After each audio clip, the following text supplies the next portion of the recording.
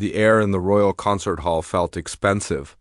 It was thick with the scent of polished wood, expensive perfume, and a quiet, buzzing sense of importance. Thousands of tiny lights, like captured stars, dripped from the high, gilded ceiling, their glow reflecting off the velvet-covered seats and the thick, gold leaf patterns that climbed the walls. Down below, a sea of people dressed in their finest, a world of dark suits and shimmering gowns, whispered politely to one another. They were the kind of people who knew about music. The kind who had paid a lot of money to be here, to witness the final round of the most prestigious young musicians' competition in the world. Anya stood in the wings, her hands clammy and her heart a frantic drum against her ribs. She peeked through the heavy velvet curtain at the scene before her, and a wave of dizziness washed over her. Out there, on the vast, empty stage, sat a grand piano. It wasn't just any piano. It was a gleaming black Steinway, so polished it looked like a slab of dark, still water. It was a perfect machine, a monument to musical perfection. The last contestant, a young man with a confident smile and a tailored suit, had just finished his piece. He had coaxed brilliant, flawless notes from the Steinway, each one as sharp and clear as a diamond. The applause had been warm and respectful, a polite acknowledgment of his technical skill. Anya felt a million miles away from that world. She was from a small, dusty town where the biggest building was the grain silo and the only music she had heard for most of her life was the sound of the wind and the old radio in her grandmother's kitchen.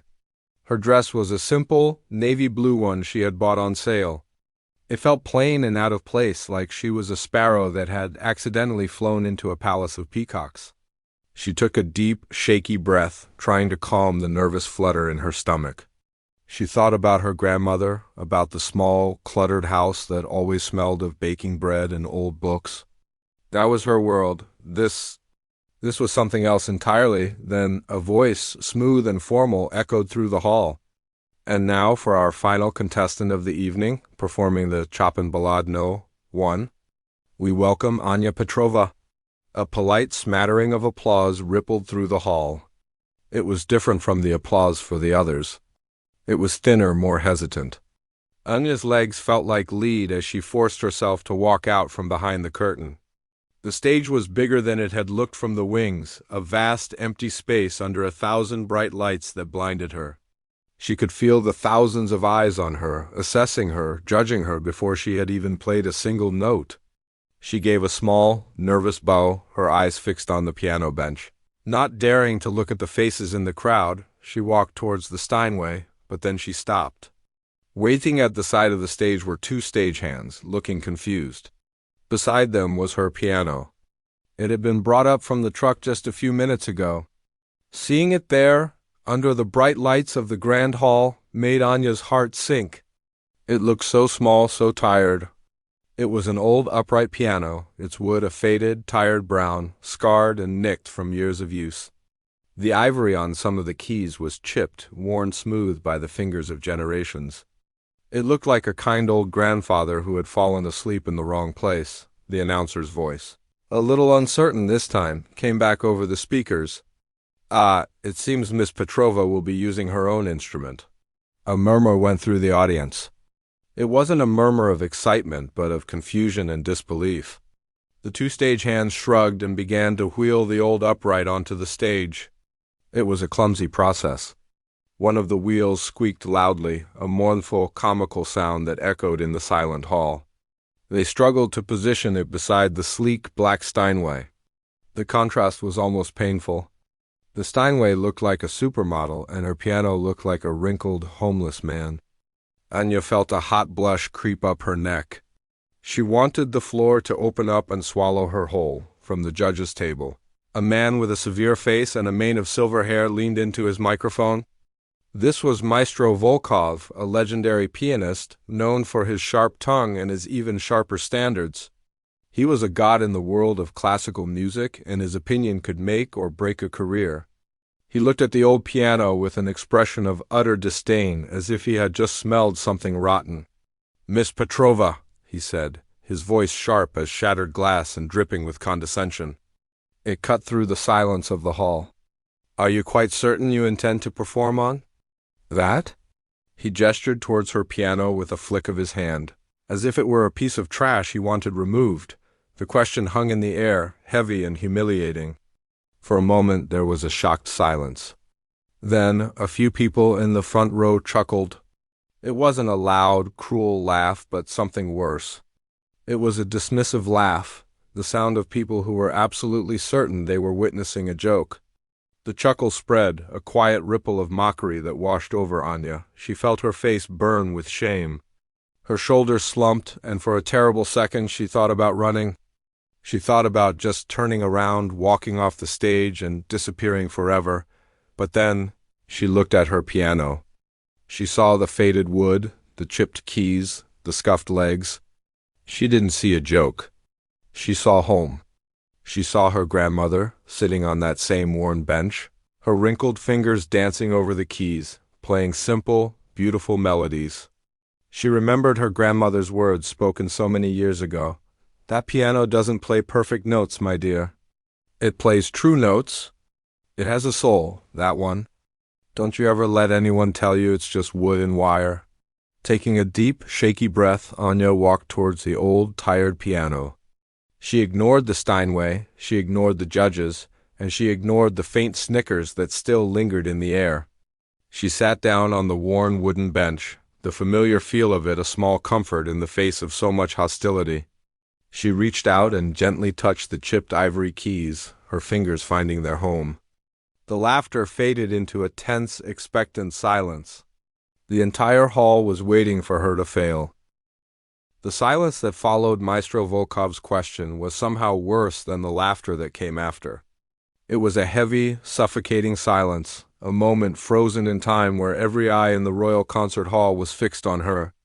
Anya felt like a specimen under a microscope, a strange bug pinned to a board for everyone to examine and ridicule.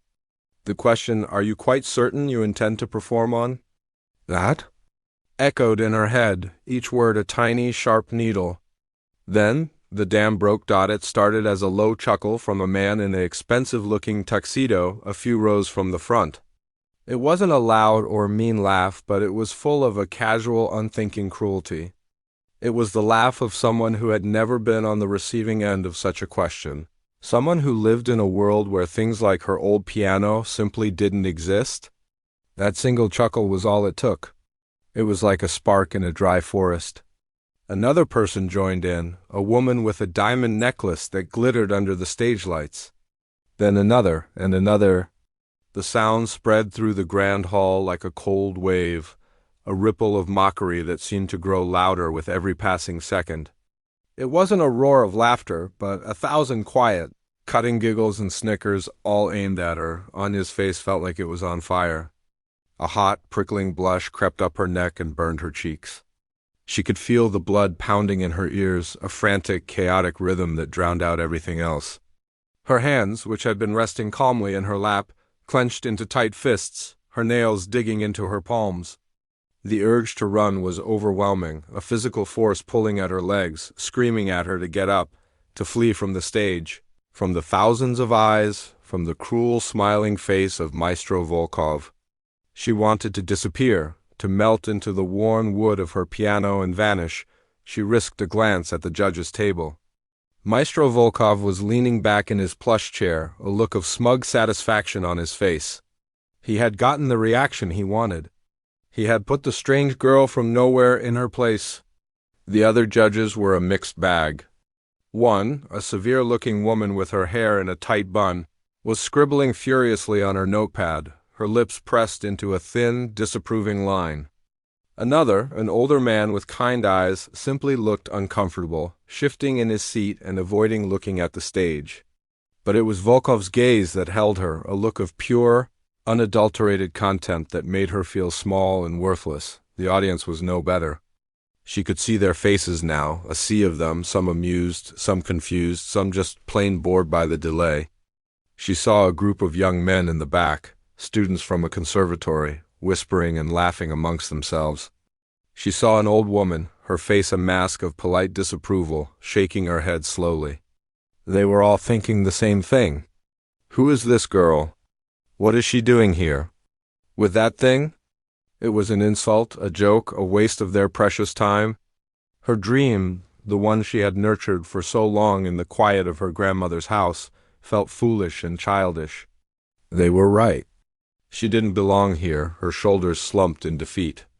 The fight went out of her, replaced by a cold, heavy sense of failure.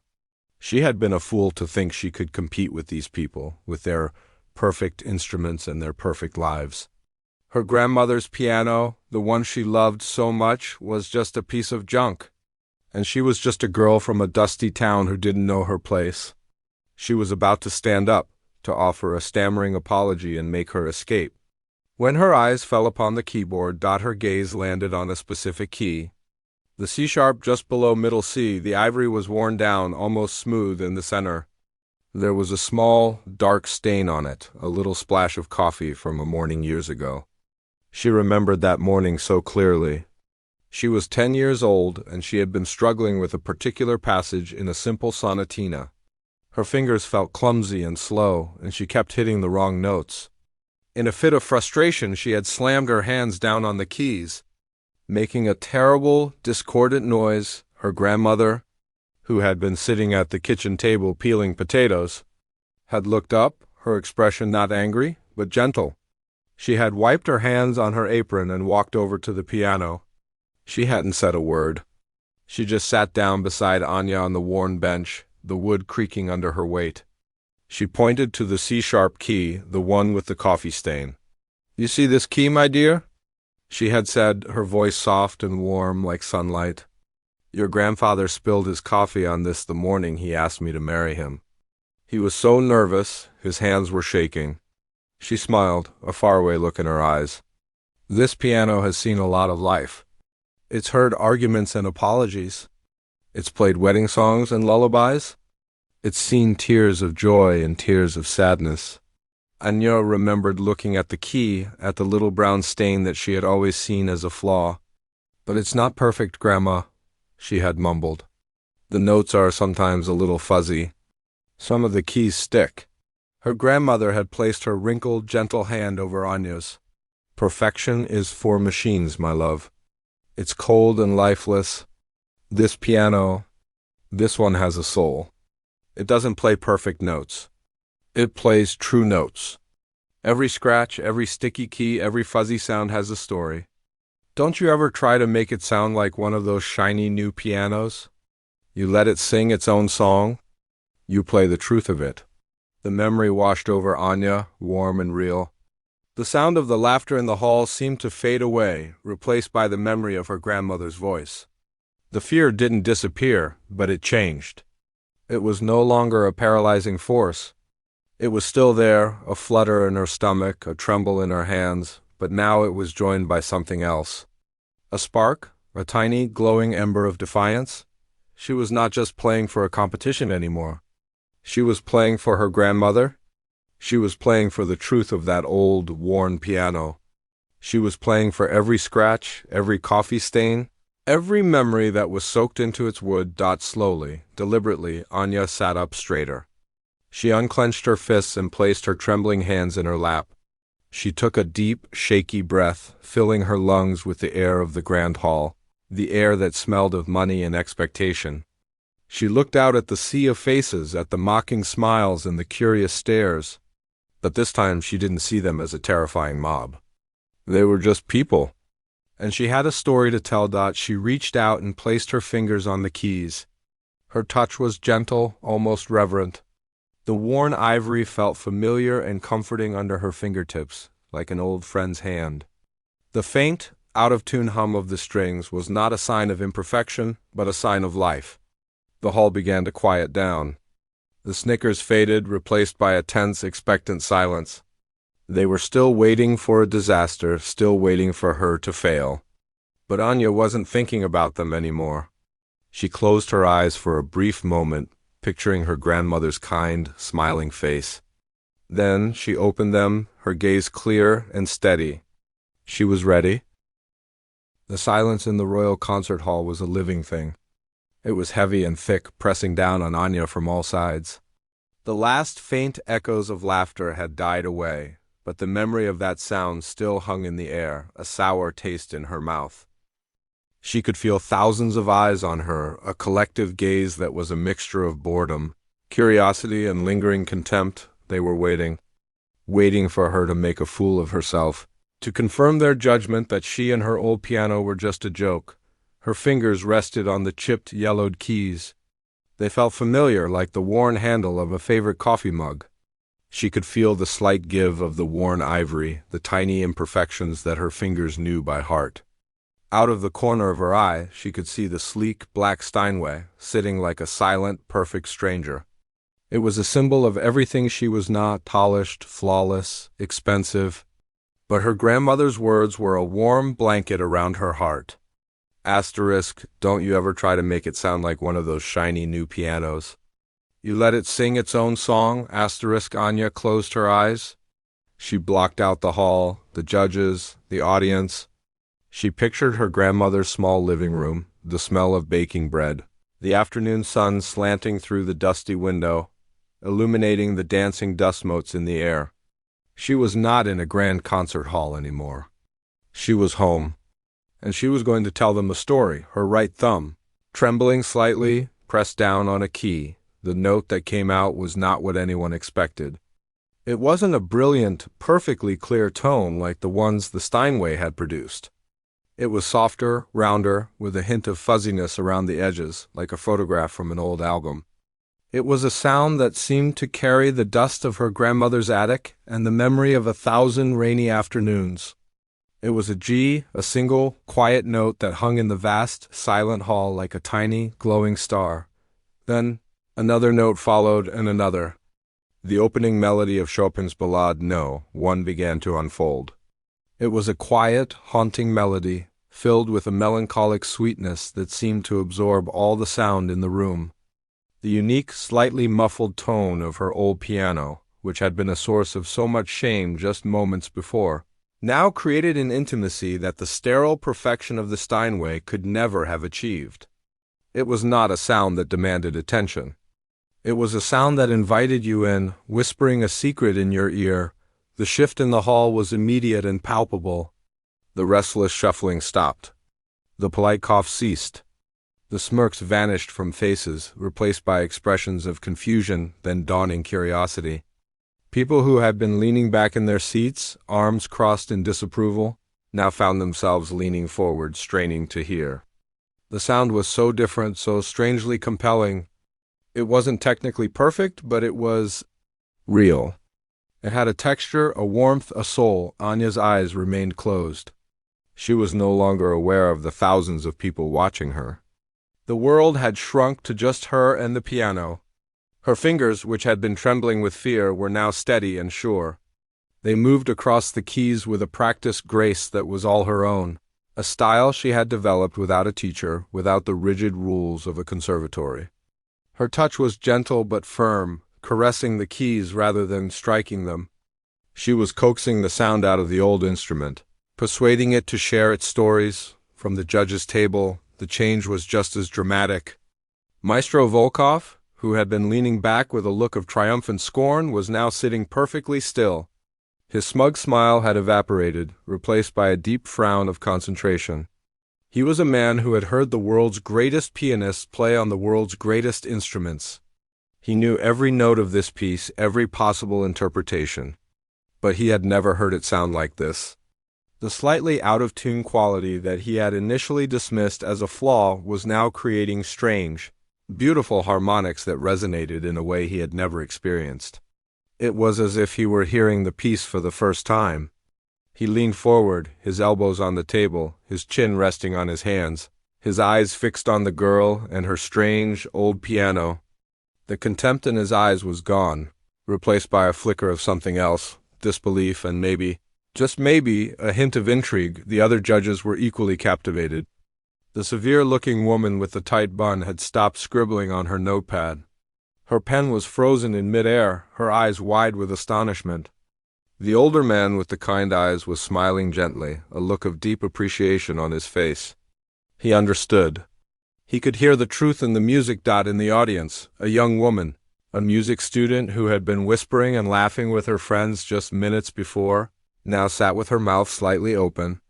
She had been trained to value technical precision above all else, to admire the clean, powerful sound of a modern concert grand. But this was something else. It was like the difference between a perfectly rendered photograph and a painting full of raw emotion and visible brushstrokes. It was imperfect, but it was alive. She felt a shiver go down her spine, and she wasn't sure why. Anya's music began to grow in complexity. The quiet, melancholic introduction started to weave in more intricate melodies, a hint of passion and struggle beginning to bubble beneath the surface. Her left hand started to move, creating a rich, complex accompaniment that was far more than just simple chords. The old piano, which had seemed so fragile and tired, was beginning to find its voice. It was not the powerful, booming voice of a concert grand, but a quieter, more nuanced voice, full of character and history. Every slightly off-key note, every buzzing string seemed to add to the story. To the authenticity of the performance, she was no longer just playing the notes on the page. She was telling her own story. The music was filled with the loneliness of her small town, the warmth of her grandmother's love, the fear she had felt walking onto this stage, and the deep spark that had ignited in her heart. She poured all of it into the music, letting the old piano be her voice. And the audience, the thousands of people who had come to judge her, were now listening. Truly listening. They had come expecting a spectacle, a joke, a failure. Instead, they were getting a gift. A quiet, beautiful, and utterly profound gift. And as the first part of her performance drew to a close, a hush had fallen over the hall that was deeper and more reverent than any silence that had come before. They were no longer waiting for her to fail. They were waiting to see what she would do next. The quiet, haunting melody that had so captivated the hall was just the beginning. It was the deep breath before the plunge, the gentle gathering of clouds before a storm. Anya's fingers, which had been moving with a slow, deliberate grace, began to pick up speed. The music shifted, a subtle change in mood that was like the first cool breeze that signals an approaching tempest. A new theme was introduced, more agitated, more questioning, filled with a sense of restless energy. The simple, melancholic beauty of the opening was still there. But now it was layered with a growing sense of struggle and passion. The old upright piano, which had seemed so gentle and intimate, began to reveal its hidden power. As Anya's fingers danced faster across the keys, the sound grew louder, fuller. The slightly muffled tones that had seemed so quaint before now took on a new quality. They gave the music a raw, earthy power, a sense of urgency that a perfectly clear tone might have lacked. It was like the difference between a clear, still lake and a rushing, muddy river. Both were beautiful, but only one had the power to move mountains. The piano began to resonate, the wood vibrating with a life force that seemed to come from deep within its aged frame. A faint buzzing from one of the bass strings, a sound that would have been a flaw in a modern instrument, now added a gritty, human texture to the sound. Like a singer's voice cracking with emotion, Anya was lost. The world outside the piano had completely vanished.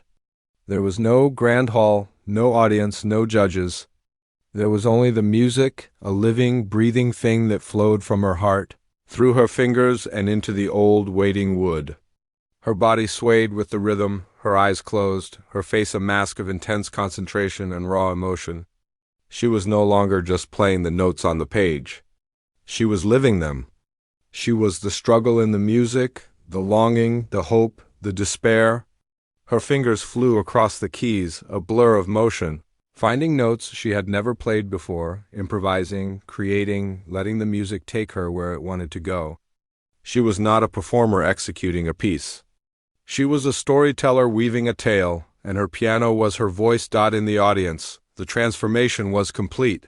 The hall, once filled with whispers and laughter, was now as silent as a tomb. But it was not the empty, bored silence of before. It was a heavy, charged silence, the kind of silence that exists in the eye of a hurricane. People were leaning so far forward in their seats they were in danger of falling out.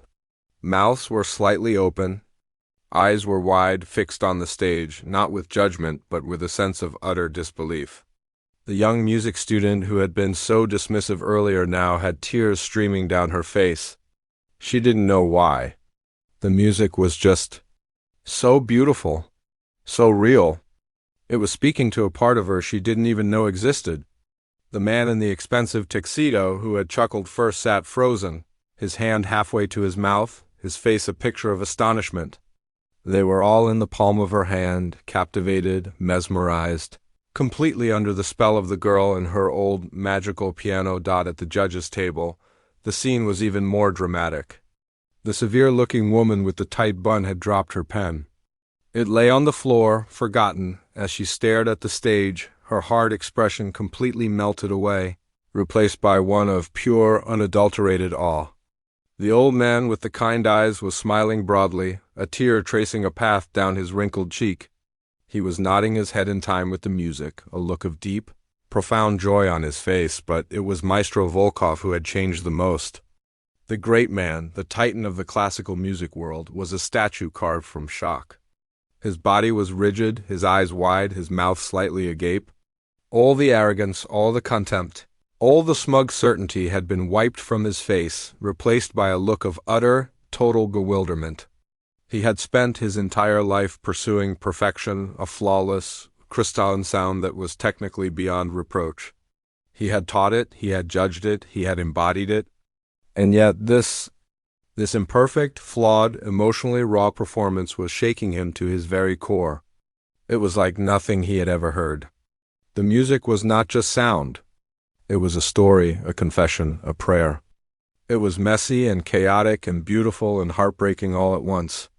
He leaned so far forward in his chair that he was in danger of tipping over. He was no longer a judge. He was a disciple, listening to a master, a young woman with an old piano who was teaching him what music was truly about. The music continued to build. A wave of sound that grew higher and higher, more and more intense. Anya's hands were a blur, a storm of motion across the keys. The melodies clashed and harmonized, a whirlwind of passion and conflict. The old piano was roaring now, its voice filled with a fiery, untamed energy. It was no longer just an instrument. It was a living, breathing entity, singing its heart out, crying out with a century's worth of unspoken stories. The sound filled every corner of the vast hall, a powerful, overwhelming force that seemed to touch everyone, to reach inside their chests and stir something deep within their souls. The air crackled with electricity. The tension was almost unbearable. It felt like something had to give, like the music could not possibly get any more intense, any more powerful. And then it did. With a final, thunderous chord that seemed to shake the very foundations of the concert hall, the music reached its peak. It was a moment of pure, unadulterated power, a musical explosion that left everyone breathless. And then, as suddenly as it had begun, it stopped. The final chord hung in the air of the Royal Concert Hall, a powerful, resonant sound that seemed to suck all the oxygen out of the room. It didn't just fade away. It seemed to be absorbed by the very walls, by the velvet seats, by the stunned souls of the thousands of people sitting in them. And then there was silence. It was not the polite, expectant silence that had greeted her when she first walked on stage. It was not the heavy, mocking silence that had followed Maestro Volkov's cruel question.